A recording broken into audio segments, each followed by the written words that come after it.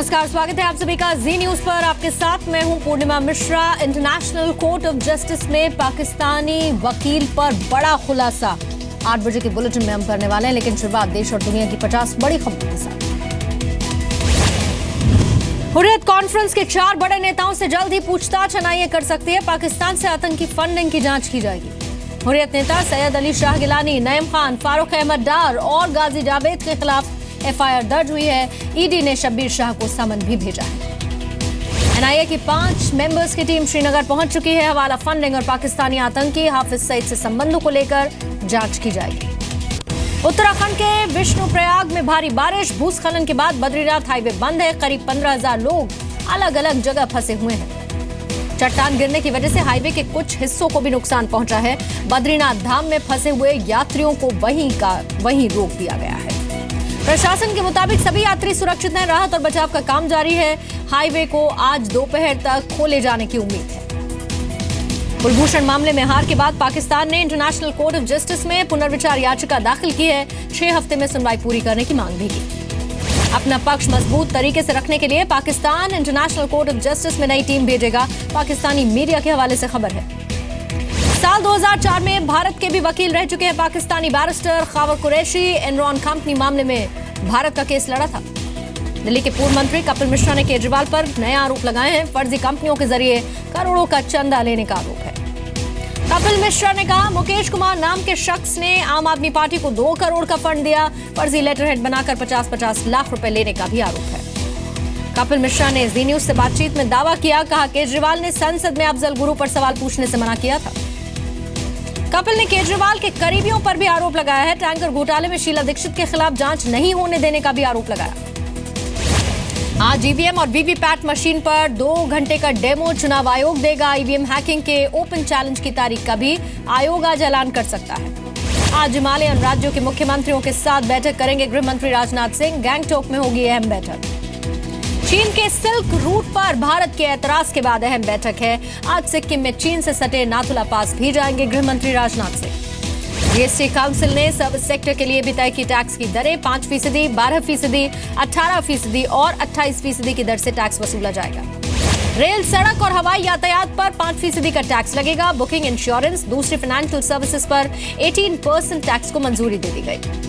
Health care और education पर tax छूट जारी रहने वाली है। इसके साथ ही अनाज, दूध समेत कई ऐसी खाने पीने की चीजें और जरूरी चीजें जीएसटी के दायरे से बाहर रखी गई। हेल्थ केयर इंडेक्स में नेपाल और बांग्लादेश से भी भारत पिछड़ गया है। रिलायंस की रिपोर्ट में 195 देशों की लिस्ट में भारत 154वें नंबर पर है। राजस्थान में गुर्जर, बंजारा, गडरिया समेत 5 ऐसी जातियां जिन्हें ओबीसी में अब शामिल कर लिया गया। राजस्थान सरकार ने नोटिफिकेशन जारी किया है। पटना के बोरिंग रोड चौराहे पर मॉल में भीषण आग लग गई। पास में ही पेट्रोल पंप है। दमकल विभाग आग बुझाने में जुटा है। दिल्ली के बाबर रोड का नाम शहीद लेफ्टिनेंट उमर फयाज के नाम पर रखने की मांग। बीजेपी नेता तेजिंदर बग्गा ने पीएम और एनडीएमसी को खत लिखा है। बीजेपी पार्षद कमलजीत सहरावत होंगे साउथ दिल्ली नगर निगम की नई मेयर। कमलजीत को निर्विरोध चुन लिया गया। दिल्ली की ईस्ट एमसीडी के सफाई कर्मचारियों की हड़ताल। 22 मई तक एरियर्स और बकाया न देने पर बेमियादी हड़ताल की धमकी। दिल्ली में लेफ्ट पार्टियों और छात्र संगठनों ने प्रदर्शन किया। मेट्रो के किराए में भारी बढ़ोतरी का विरोध किया। दिल्ली के रोहिणी इलाके में एटीएम कैश वैन से 19 लाख की लूट हुई। गार्ड को गोली मारकर बदमाश फरार हुए। दिल्ली के रनहौला इलाके में कार्यक्रम में स्वामी ओम पर भीड़ ने हमला बोल दिया। लात घूसों तक से पिटाई की। कामयाब रहा देश का पहला यूट्रस ट्रांसप्लांट। पुणे के डॉक्टर्स ने मां के गर्भाशय को बेटी के शरीर में ट्रांसप्लांट किया।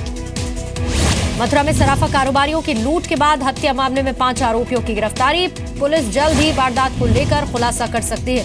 31 मई को अयोध्या जाएंगे यूपी के सीएम योगी आदित्यनाथ। दिगंबर अखाड़े के महंत सुरेश दास से अयोध्या के मुद्दों पर बातचीत करेंगे। उत्तर प्रदेश में 74 आईएएस अफसरों का तबादला हुआ। शशि प्रकाश गोयल बने सीएम योगी के मुख्य सचिव। देवाशीष पांडा को हटाया गया। यूपी के सहारनपुर के 180 दलित परिवार ने अपना बौद्ध धर्म, जातिगत हिंसा और भेदभाव से परेशान होकर हिंदू धर्म छोड़ दिया।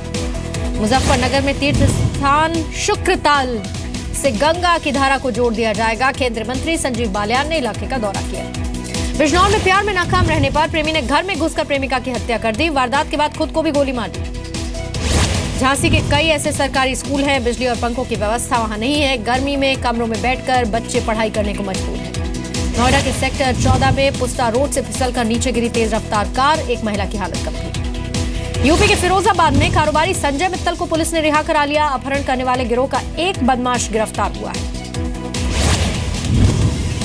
इलाहाबाद में एमटेक की छात्रा के साथ रेप, हॉस्टल के सामने एक दुकानदार ने नशीली कोल्ड ड्रिंक पिलाकर रेप किया।